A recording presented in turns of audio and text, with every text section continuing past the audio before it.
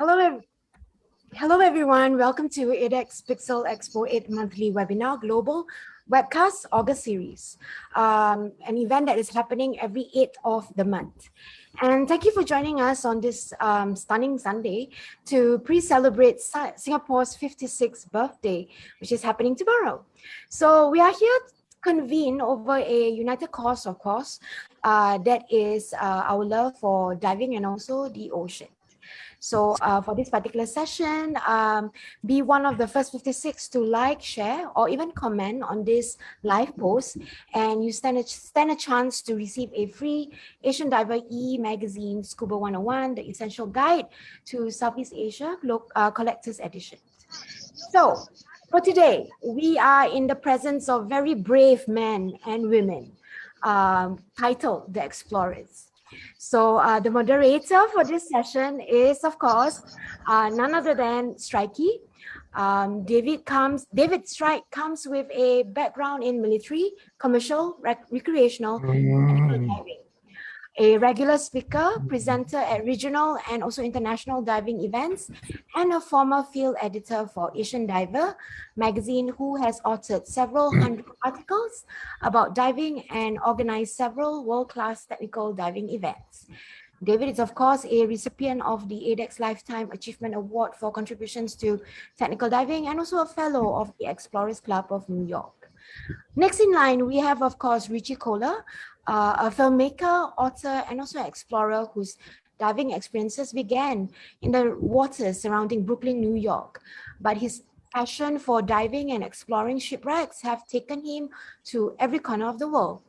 As a founding member of the New York-based group, the Atlantic Wreck Divers, Kohler has spent the last 35 years exploring and identifying lost shipwrecks, and also exploits have been documented in newspapers, magazines, documentary films, and numerous books. So Kohler holds nearly every diving qualification and has certified scores of technical divers in advanced diving techniques and has led shipwrecks expedition around the world. Richie is also a fellow in the Explorers Club and continued to lead expedition worldwide in search of lost ships and the mysterious they hold. The mystery they hold. So he has written dozens of articles about shipwrecks, deep diving, and also diversity, and published his first book, Mystery of the Last Olympian. Okay, so moving on to the next speaker is, of course, Christina Zanato. She is a professional diver since 1984 and an ocean and cave explorer, shark behaviorist, photographer, speaker, writer, and also a conservationist. She's also a member of the Women Divers Hall of Fame and the Explorer Club. She is a firm believer in the power of education and spends her time teaching below and also above underwater. A founder of the non-profit People of the Water, organized to widen the distribution of training, education, research related to ocean and also environmental issues. Next, we have Pete Mesley. Pete has made his passion into a full-time career in dive industry, spanning over 27 years. He moved to New Zealand in 1994 and has worked his way, becoming one of the Southern Hemisphere's most experienced tech diver and instructor trainers. His career has taken him exploring over 26 countries in search for World War I and World War II shipwrecks, cave systems, and also big animal sites. So his company, Last for Us Excursions, has been dedicated to those needs. Also, next in line, we have Ben Reminence. Ben is probably best known for his deep dives. He works in the diving medicine field and also cave exploration. His career spans close to 3 decades underwater, and his exploits and teaching styles make him popular for technical courses. So he owns a dive center in Phuket, Thailand, and also a technical instructor workshop and deep cave courses in the jungle. He's a fellow of Explorers Club and was part of the initial cave rescue team in north of Thailand, for which he was decorated. Last but not least, we have Jill Heinerf. So Jill is a veteran of over 30 years of filming, photography, and also exploration on projects with submerged cave around the world with National Geographic, NOAA, and television network worldwide. She is also the explorer in residence for the Royal Canadian Geographical Society and also the recipient of Canada's prestigious Polar Medal and also the Diving World's highest award for Academy of Underwater Arts and Sciences. So Jill will be joining us shortly later, but let's not wait any longer, and I'll pass the baton over to you, David. Thank you, Nora. I think somebody's got to wake up Jill. Oh, is it time? Jill! Morning. There you go. Well, talk about timing. Jill, welcome. Good morning. Well, that's quite sort of thrown me. Ladies and gentlemen, we were a little concerned that Jill hadn't joined us and she's suddenly sort of appeared. So it seems very appropriate. All of the people, all of the panelists here are all sort of remarkable explorers and wonderful stories to tell in their own right. But as Jill is the newcomer here, I think we'll actually kick off. Jill recently wrote a book, Into the Planet. And one of the comments in that book, and I think it's a perfect one for describing the panel session, dreamers, or the generation of diving explorers are dreamers that could go to the ends of the world to explore previously inaccessible places. And that sort of pretty much sums up what each of the panelists have done. So let's just start very, very briefly with stories of exploration. We'll start with you, Jill, as you've just joined us. What's your most notable, very briefly, your most notable exploration? You know, it's funny. I always had the hardest time when people say, what's your favorite? What's the most notable or whatever? Because it's not necessarily like the grandest ones that sort of stick in your mind. It's kind of whatever you're doing now. So yeah, I mean, I've been the first to dive inside icebergs. I've, been into the Sahara Desert inside volcanic lava tubes. But, right now I'm just having a ball exploring a local cave, documenting endangered species. So it's quite varied. Well, yeah, the best exploration is the next one or the current one. Yeah. Oh. And you're in Canada. Yes. So the cave's in Canada, obviously. Yeah, I conveniently moved myself to live within reach of Canada's longest underwater cave. So it's been handy during COVID. Right. And moving to warmer climes, Christina, you're in the Bahamas. Yes, that's correct. Yeah. So what's one of your most notable explorations? Well, I'm kind of sitting here trying to pick. I would say the 2020 discovery of 2 new full cave systems here on the island of Grand Bahama would be the most notable. I mean, I've connected an ocean blue holes with a land cave, which was never done before. Swum, from somebody's parking lot into the open ocean and come back from the beach. But discovering 2 new virgin systems on a small island in 2020, I think will be the most notable.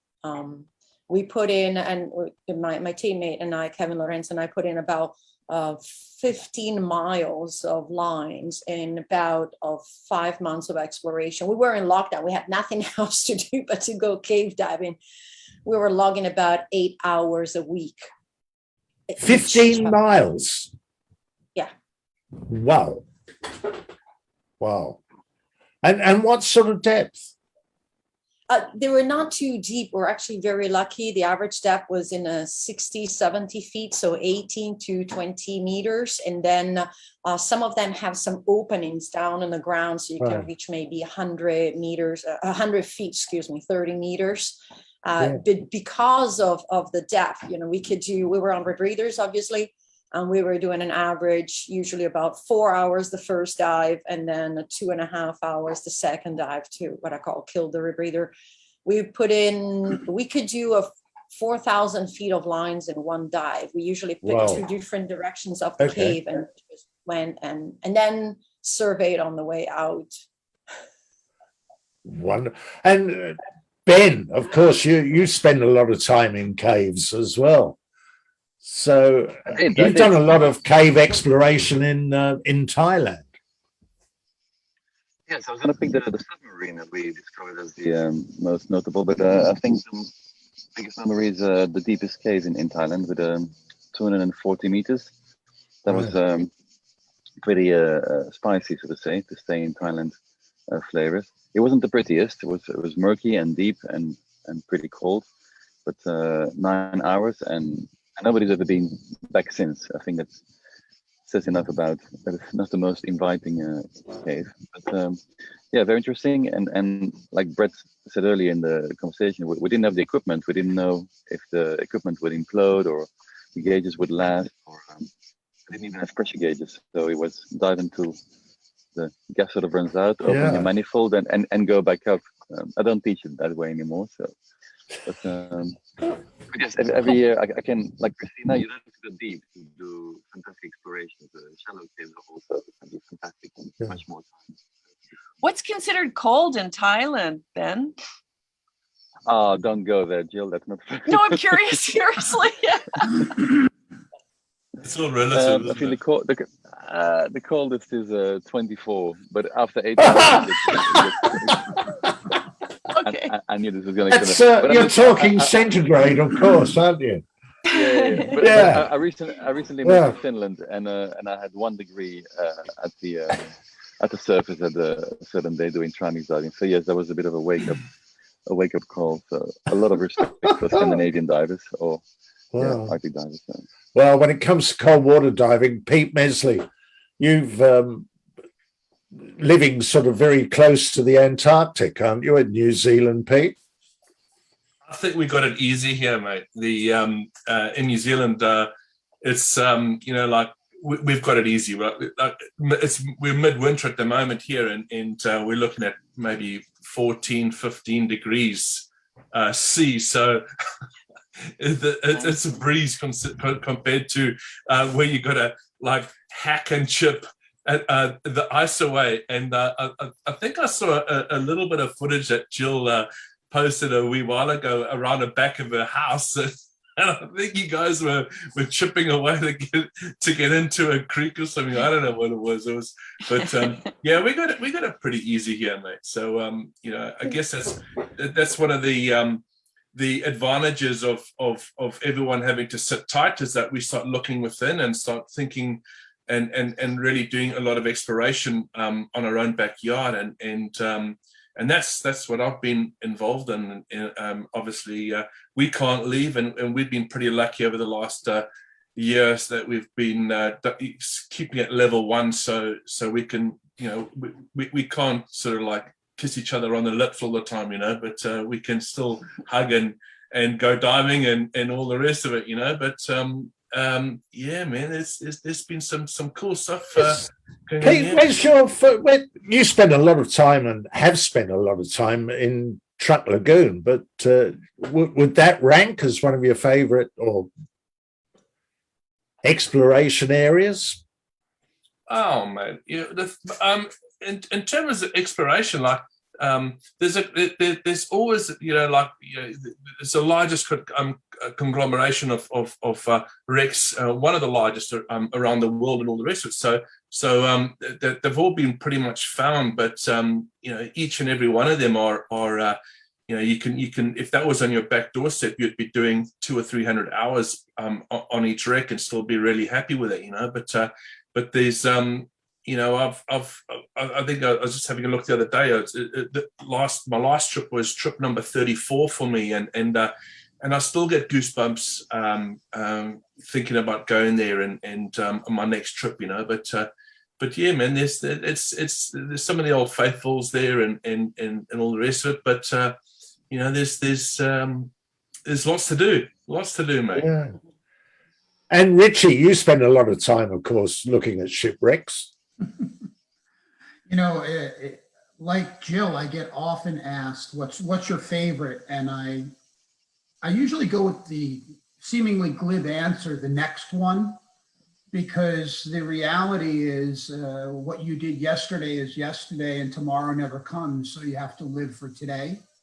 And you know, literally yesterday, I was exploring wrecks in the incredibly challenging depth of 20 meters. And two weeks before that, I was in 100 meters.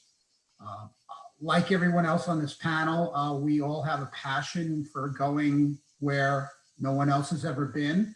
But there's something to be said about going to places where people have been and pushing the flag a little further, following in the footsteps of other explorers. And just even if it's only 100 feet, as Pete alluded to, you could dive a shipwreck and all of a sudden shipwrecks age and change and something opens up and there's new discoveries to be made. Some of them can change history. So, and also help you tell the human story of a shipwreck. So for me, you know, Britannic has got a big place in my heart, and we have just been awarded the first ever internal film expedition permit by the Greek government. So we are now allowed to go anywhere inside. It seems that they've gotten a wake-up call and they realize that the shipwreck will eventually collapse. And if we don't get these images, they're going to be lost forever. You spent, you've already dived inside it though, haven't you? We have, but the focus of every expedition was forensic. It was to answer questions about the sinking, to find out if those watertight doors were open. Now, for everyone on this panel, they'll get it. We have they gave us the keys to the candy store. They're saying, go wherever you think there's going to be great imagery and get it. So obviously, as a hospital ship, they want us to go to the surgical wards. They want to see gurneys. They want to see wheelchairs. They want photographic evidence of the story of the ship. And so being one of three Olympic class, this is the only surviving one that's intact. Titanic is in two pieces. It's very deep. So there's things we'll be able to film that even Cameron was unable to capture on Titanic. So that's kind of exciting. Yeah. So what is it that actually motivates you to explore? I'm sorry, Ben? Is that an invite for us? PM me. Okay. Sorry, I'll ask the question again. What's your motivation for exploration? Are you asking me? Yes, I am. Oh my gosh. Personal, to be better than I was the previous dive, and better isn't about accomplishment. And you know, in the cave world, there's people that are motivated. I'm not talking about our panelists that are motivated simply by the amount of feet that they can deploy line. I think for me personally, my motivation has changed. Like I think everybody on this panel and every diver, as we grow older, as we get wiser, our motivations change for different reasons. I like to tell the human story of a shipwreck. I think that the best treasure to be recovered from any shipwreck is its story. You know, I love history and I love technology. So diving gives me this incredible melange, if you will, of all the things I really like to do. It's all wrapped up in adventure. So yeah, for me, my motivation is storytelling. And Christina, what's your motivation for the cave explorations? Well, I have to go on a tale of Richie. It initially was very, like, I would say selfish. Like it was just about me going into the caves and discovering as much as I did. But as I obviously fell in love with this world, I realized that it was also about making other people understand where these places go and what is their interconnectivity with the environment, what happens if we develop something over them. So yes, I'm still going where no one else has gone, which is obviously, it's adventurous, it's beautiful. But to me, it's also bringing up, I tell people when I go cave diving, it's like entering this enormous book of the geological history of the planet. I imagine being in a giant library and you just open this massive book and it just tells you everything that happened. And so for me, it's bringing that story up and then share it and then say, okay, you also preserve that. So it's just. So that's pretty much the same sort of reason as Richie. It's the story. It's the story, yes. The planet Yeah. has definitely a story to tell us in all these shapes and forms. And for me, Yeah. it's in the caves. Yeah. What about you, Ben? Curiosity, and because it's there to first it's like it goes it's a little seed, and then no, it's too dangerous, too deep, or too far, too expensive, and then it grows, and then like maybe, and then people share ideas and curiosity, and then in the end you just plan for Yeah. it and you go and do it, and then the sharing, I think, afterwards, and getting other people's ideas, how they did stuff, what they found, and sharing information, I think is real joy to me. So the whole picture, it's not just the one thing of laying a bit more line or finding another piece of metal on the bottom. I think, Jill, once again, your book, Jill, Into the Planet, and excuse me, I've got to refer to the notes here.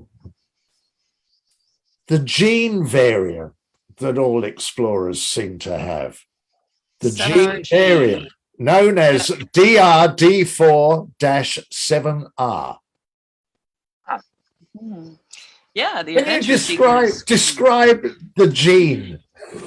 Yeah, apparently some, roughly 15% of us or more have, the explorer's gene, the DRD4-7R allele.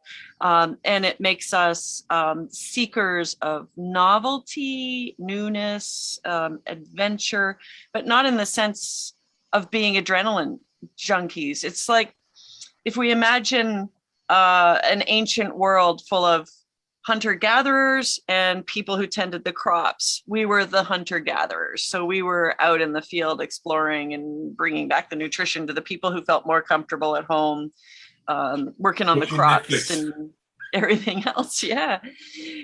So it doesn't make us foolish, because so many people think of explorers, adventurers as foolish adrenaline seekers. But we are more curiosity followers, novelty followers. I think we'd all fit into that. I mean, Right. I'm still that little kid in kindergarten that wants to play show and tell and bring things that nobody's seen before and share them. Yeah. Right. That's the gene.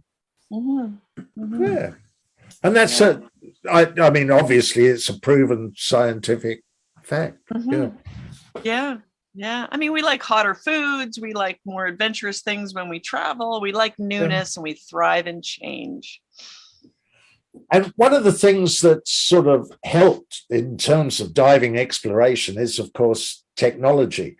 And Pete, you would be a perfect example of the use of technology in uncovering wrecks. Are you talking about like side scan and photogrammetry? Yeah, but also technical diving itself has really enabled underwater exploration. Oh, sure, man. But again, the cool thing is that these are just tools, right? They're just and with the technology getting better and better, these tools are enabling us to go and figure things out and go a little bit deeper, go a little bit further. If you can't get through a hole, then you move your equipment to one side. If you can't get through the hole on that side, then you adjust your equipment to make it fit. The only thing I got to figure out now is how to adjust my body to make myself fit.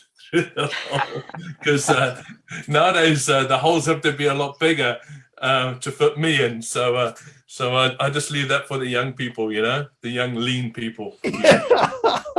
You sound like a silly old git, mate. We've all got curves to flatten after COVID.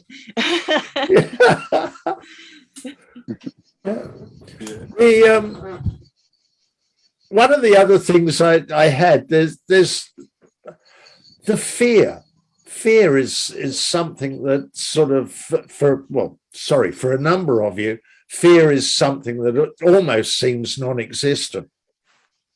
I'm talking from a position of strength here, having sort of fear as a constant companion many times. But how do you handle fear? How do you, Jill, how do you handle fear? Or do you ever get sort of really frightened? Sure. I mean, that's again, a common misconception that people have of explorers, that we're fearless, but we're not fearless. I mean, fearless is foolish, really. I mean, I'm scared every time I go diving, and before my dive, I think of all the things that could kill me today. And I think of all the equipment that I have, the training I have, and I practice through those sort of mental drills to mitigate those risks. But when you're scared, it means that you care about risk and you want to come home safely at the end of the day. So fear's not a bad thing. And Yeah. I believe that fear is a driver for humanity. When we step into the darkness, then we are, standing on the threshold of discovery. And if we just let our eyes adjust to the light, then we have an opportunity to do something new for ourselves, or maybe something new for humanity. So fear is a driver, and it's what moves us forward as a society. Do you ever, Richie, I mean, situations that you've been in various wrecks, you must have sort of pushed back the fear factor considerably. Fear, in a way, again, as we gain experience, the concept of fear when I was 22 years old and the concept of fear now is different. I look at it, believe it or not, more like a friend. It's always on my shoulder, and it's kind of an advocate for, hey, maybe you shouldn't do that. So it's measured. 2 weeks ago, I was diving with a friend off of the coast of Virginia. It was a 100-meter dive.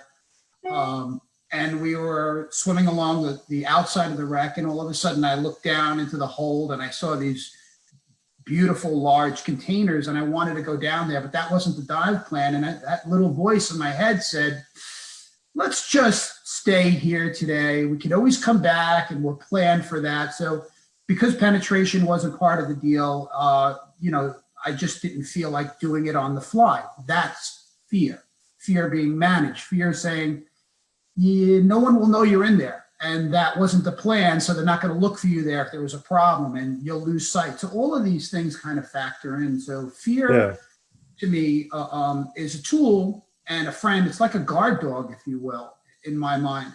But at the same time, I've seen fear jump from another person into my own eyes. In other words, I've seen fear in another human being underwater, and then you become afraid. And you don't even know why you're afraid. You just are afraid because they are afraid. And so it is something that's got to be managed when you're diving with an unknown enemy, because that exactly can happen.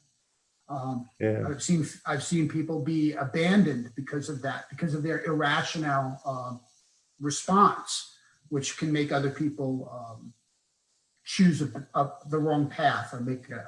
I don't want to get into the great details of it, but I've actually seen that a number of times. So I've seen people not manage fear, and then I've seen people like John Chatterton be in a situation where he's literally drowning in front of me, and he's still working methodically on the problem. He's not flailing, and obviously he extricated himself from the situation. So fear is something that, as Joe said, you keep in your toolbox, or I paraphrase, you use it. You use it to your advantage. And Pete, you've described to me a couple of times, I think there's been situations on the Lermontov when other people have got themselves lost.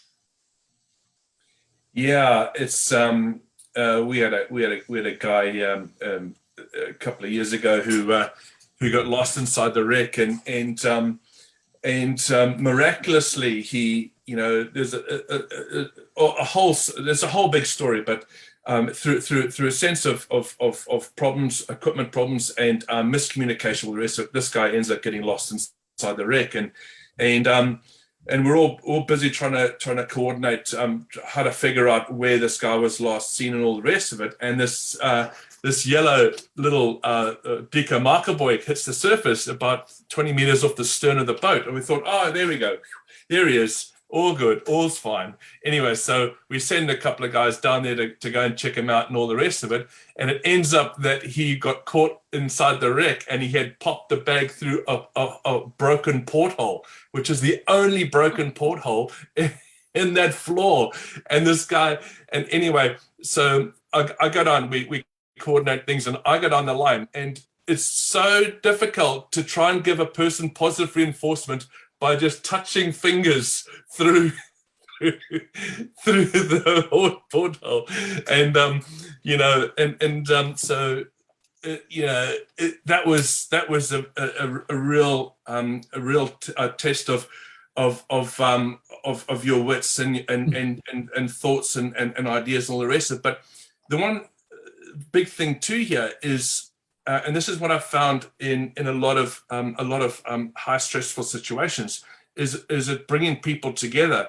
And this is one of the big parts for me for exploration, is because you're dealing with people who go exploring, because when you're exploring, what I've learned is that to get 1% success, you've got to do the 99% of not failure but not success. So you got to have the people of the will and mind to be able to go, well, okay, this didn't work out, and we're patient and all the rest of it, where most people aren't patient and they don't have those attributes to exploration. And so when you're dealing with people and adversity affects us all, and when there is adversity, everyone just comes together and they say, okay, what can we do? Okay, and then coordinate things and as a result, in fact, I wrote an article about this whole thing in Scuba Diver magazine last year, and it's just a phenomenal story. And anyway, through the coordinated efforts of everybody, this guy's alive today. So yeah, it was. So he felt he realized the meaning of fear, I imagine. Well, I tell you what, mate. The total runtime was about 260 minutes, and this guy was, he stayed put inside the room, and once I found and I located the room, there were just chairs and there was a small entrance, and there were chairs everywhere. So I said to him, look, just come to me. So he had to descend back down because the wreck's lying on its side. And so as he came down, we were 3 levels down in behind in the scullery area, which is Richie's been there, I'm sure, just forward of the Leningrad restaurant, and you got the big scullery areas there. So once we got him out, and I came into the hole into the room, and I actually had to physically push him out because there's almost zero visibility in that area. And I gave him the line, and of course, if he didn't keep his stuff together, then we would have, both of us, been in a lot of trouble. So getting out was also a bit of a challenge, but there were a few bro hugs to be done after that, I'll tell you. Right. Yeah. Anywho. And Christina, sort of 15 miles of laying line in a cave, you must have had one or two thoughts about experiencing fear at all? Yes, for me, fear is it's definitely there. Like, to be honest with you, almost at the beginning of every dive, I feel like there's a certain level of anxiety, I call it, that basically gives me the warning signs. And thank goodness, like Richie was saying, that through experience, I changed from when I was 22 years old. I know the levels at which fear is useful and basically allows me the concentration and dealing with what is happening. And when I can feel maybe that my cup will overflow. And I think that is the important things as explorers, as divers in general is listening to the fear, but do not let the fear, if you imagine fear is, you know, you're someone pouring tea inside your cup. And at a certain point you say, okay, that's enough. And not let, you know, someone just keep pouring and pouring and pouring as your cup starts overflowing, because that goes into, as we know, panic, and then ends up killing you.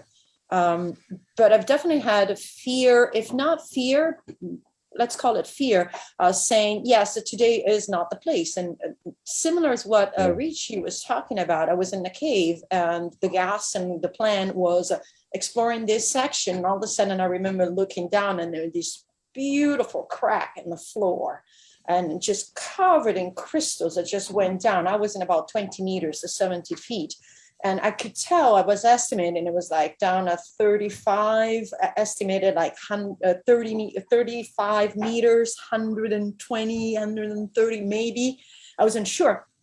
But the sides were covered in this snow white sediment. And I was just like, I'm so tempted. And I was just kind of like, no. This is not part of your plan. So I actually then dedicated a whole dive just to swim there with the correct gas and with the correct mindset that as soon as I start descending it, I will be coming up in absolutely zero whiteout visibility. And I think that is where fear is our helpful, is just saying, yeah, not this time, not today, you're not ready. This is not what you're actually prepared for.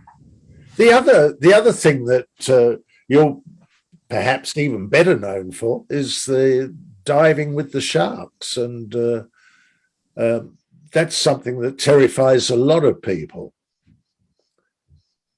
Interesting enough, yes, and most of my cave diving friends are absolutely yes on caves, absolutely no on sharks, or somewhat warm up to sharks, but not as much.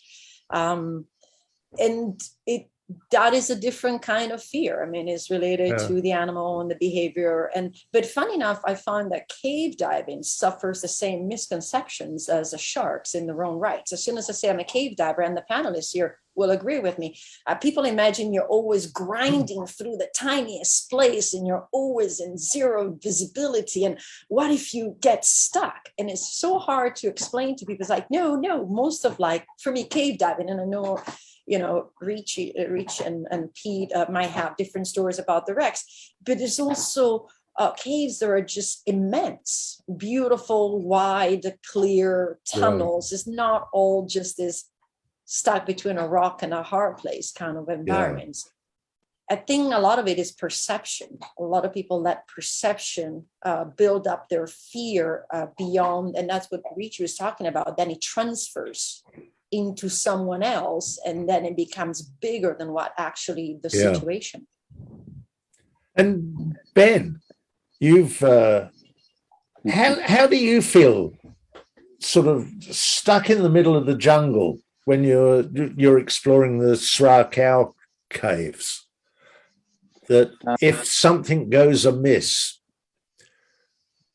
Well, I think, like, without fear, I'd be long time dead, because it's you have to embrace it and feel it, and when it starts growing, you just turn around and come back another day. But it usually comes when a few red flags go up. One goes up, and you're like, oh, it'll be fine, and the second one goes up, and when the third one goes up, it's like alarm bells, and you just turn around. But Srakau, I did a major error on the way down. I forgot to place a cookie, a marker on a symmetrical Y junction to another cave system. So when I came up, 8 hours of deco, I'm looking at this perfectly identical Y-shaped junction, and I had no idea. One side would be no gases, no safety divers, death, and the other side would be home. And then, of course, the adrenaline just explodes in your head like idiots. And okay, take your calm, look at your surroundings, and in the end, I found the tunnel. Pete, something very good about diving with customers or students, that my biggest fears I had when suddenly a student or a customer goes missing. They taking the wrong T-junction, you're swimming ahead, and they're gone. And then, much more fear of that than sort of my own life, I think. Right. So you're more concerned with the safety of others than necessarily your own. Yeah. And it doesn't have to be deep. I think one of these fear moments that I had. This actually was diving with Christina and Brian in Australia, 6 meter deep. I think we were 1.8 kilometers in. I was the last one on the rebreather. Everybody's going out, and I just go on the side for some other people, take some pictures, and I end up on a ghost line. So a line that just is somewhere late with a beginning and an end, and I'm following it. It's the end. I turn around, 20 meters further, the other end, and that's it. And it's very shallow. It's beautiful water, crystal clear. Now I could not find the main line again, and after 15 minutes, I'm trying back trace and look where the dust is, and eventually I saw a gap just 2 meters away where I had moved to the side for the other ones and turned around and saw the other line and followed that one. So, and that was super shallow, and see, so it doesn't always have to be deep, extreme to get fear. I was going to say a bad word. Yeah. To get fear, to get scared. Yeah. What sort of training do people have for exploration? Is there any sort of other than experience? I fought off a burglar once. That was really helpful. Ah! Cooking, you got to be a good cook. Yeah, good cook. I punched a guy in the nose once. That was really helpful too. Still, sorry, it's sort of slightly off track, but I still love the story of Jill having been made what were you? Sorry, this was your dropping of the camera lens. The story that you told in the motel. And you'd just been appointed to the Royal Canadian Geographical Society as the explorer in residence. And Come on, face up, Jill. Face come on, up. Jill. I'm trying to remember. I'm trying to remember what story you're referring to. Oh, this was the one where you dropped the camera. You were leaving the motel, all of you. And the apparently the lens, the lens cover of your camera dropped down the toilet bowl. Down in the toilet. Oh yeah. No, I was in the Cayman Islands working with Kev Gurr. I'm trying to. Pete, were you on that one? With the Avon group? No, okay. Oh no, only in the UK, but not in the Cayman. Oh, okay. Yeah, no, I was in the bathroom and I had a camera lens cover in my pocket and I stood up and it fell into the toilet, and thank God it was just pee. Because I ended up like up to my shoulder with my hand around the U-bend trying to get the camera lens that perfectly fits into the U-bend of a toilet apparently, and Kev Gurr comes in the door like, what the hell are you doing? Oh, this is what an explorer in residence is. I love that story. That's just superb. Well, I thought if I didn't get it back that they were going to have to like sledgehammer the toilet or something. That'd be hugely embarrassing. What? So Jill, quite apart from exploring the inner workings of the plumbing system of a motel, what for you are the rewards, the benefits? What are the real rewards of exploration?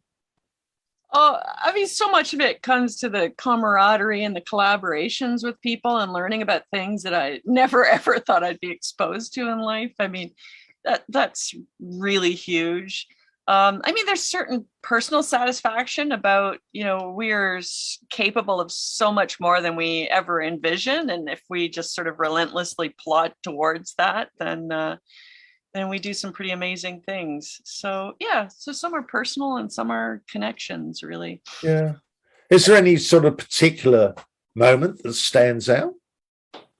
Oh gosh, so many. But I think, the dives that we did at Wakulla Springs when we, with Bill Stone, made the first ever 3D map of subterranean space. I mean, that for me, that was huge. I mean, the dives were incredible. I mean, I did a 22-hour dive there, but it changed my life because it turned me into someone that was trying to communicate about water issues and climate change, like because of that map and really being able to pinpoint exactly where we were on the face of the earth or underneath the surface of the earth. Yeah. I think it gave me a sense of purpose that I've carried ever since that time. And now, like, if I do anything, it has to be worth it. It has to have a purpose. And that sense of purpose was really valuable. Yeah. Pete, what about you? What for you is the real sort of joy and benefits of exploration? I just love being around people that wants to be around me. So obviously, as you know me, I'm an acquired taste, right? So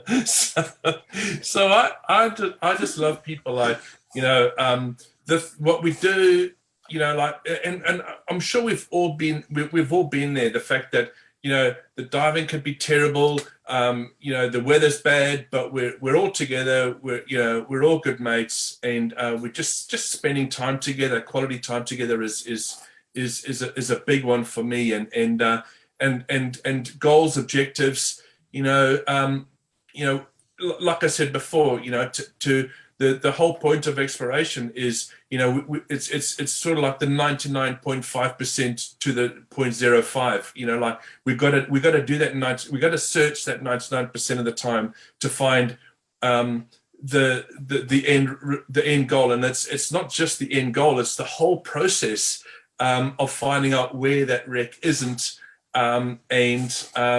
You know, like I've got wrecks that I've been looking for 22 years, and you know, we got some people that are coming up to the ranks, and they're feeding off our excitements to go looking, and then you start seeing the people with that, what's that CQ R-10, whatever that we have in our bodies, the enzyme that makes us explorers. Because then when we mowing the lawn for 3 days, and then the guys go, can you drop me off? Because I'm bored. I want to go home, you know. And or the other guys going, hey man, look, I'm in it. Like, you know, there's a little bump there, or we'll go down and have a look, and then there's nothing, and they come back up again, and we carry on again. So it's just, yeah, it's all of the above, you know, just a camaraderie. Whereabouts are those wrecks? Pete, you said you've been sort of looking for some for. Oh mate, there's the list. Like there's a couple of things you look for in a wreck diver's house. One is you look in his library, their library, and also you look in the toilet, right? Now Richie will know. Richie. Okay, I'm just going to show you my library. All right, there you go. Nobody's looking in the toilet. So if you're ever in a wreck diver's home and you're in the toilet, open the cistern and have a look in the cistern. And if they're a true wreck diver, then there might be stuff in there. And if they're not, then awesome. But my toilet is clear. I just take pictures now. I've never been that good at artifact recovery, and I've been that's why I got invited on most of the trips, you see, because I was terrible at recovering any artifacts. So I was taking pictures. So that became my And Christina, what about you? What for you are the real sort of rewards? For me, one of the biggest rewards has always been is knowledge and understanding. At first, I actually thought that the more I search, the more answers I will receive, but actually creates more questions. And then it brings us into what Pete was saying, which is that it's the process. There's a reward in the process. There's a reward in scanning the earth, and thank goodness now for Google Earth, and trying to find those areas where you say, is that a cave? Is that a cave entrance? There's a reward into the hike. There's no reward in coming back and itching from head to toe in Poisonwood, which I normally do, but it's part of that process of being able to basically discover. And on the way, you find things, and then you have more questions, but then you find more answers.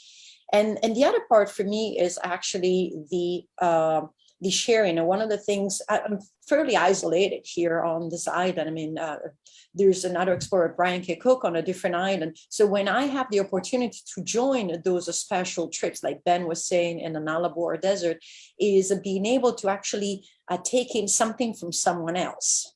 Because there are these other explorers that always will have the extra little experience, or maybe the extra little trick, or maybe something that you had a question for that they have the answer. And so that is that exchange of knowledge and that exchange of experience that actually builds you up and allows you to build also someone else up. Good. And Ben.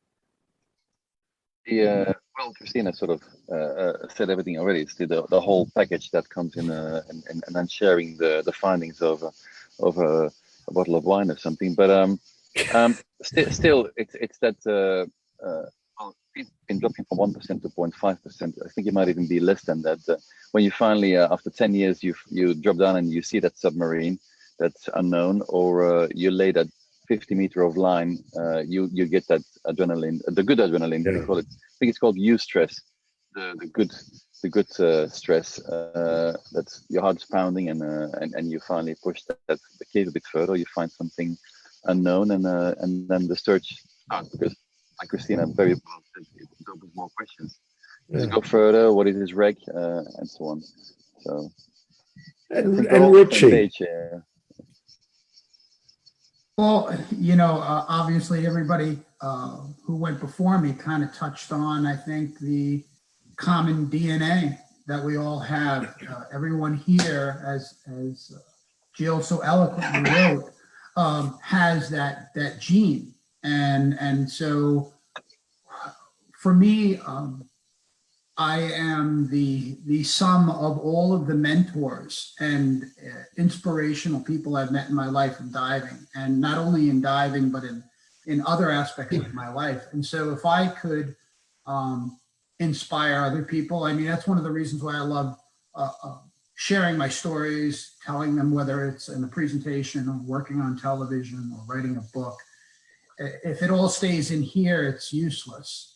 It's useless to other people. So if we can share it, and in one aspect, if it's about how not to get into trouble and have a problem on a dive, well, then that's a really great thing. But if you can inspire a fire, like Jill is doing right now with many young people, reaching into their hearts and lighting that dormant DNA or that gene for exploration or questioning, just why? Where does that go? What does it look like? To me, that's the reward. That's the reward now. It used to be a porthole or a lot. Well, actually, I still like lobsters. So yeah, I will still grab lobsters and scallops. But I'm not picking up portholes anymore. The thing is, so. lobsters don't last, portholes do. Yeah. Well, have you ever tried to eat a porthole, David? No. I tried to wriggle through one once. Ladies and gentlemen, we appear to be at the end of our session, according to Nora there. So, look, thank you all very much for being there. It's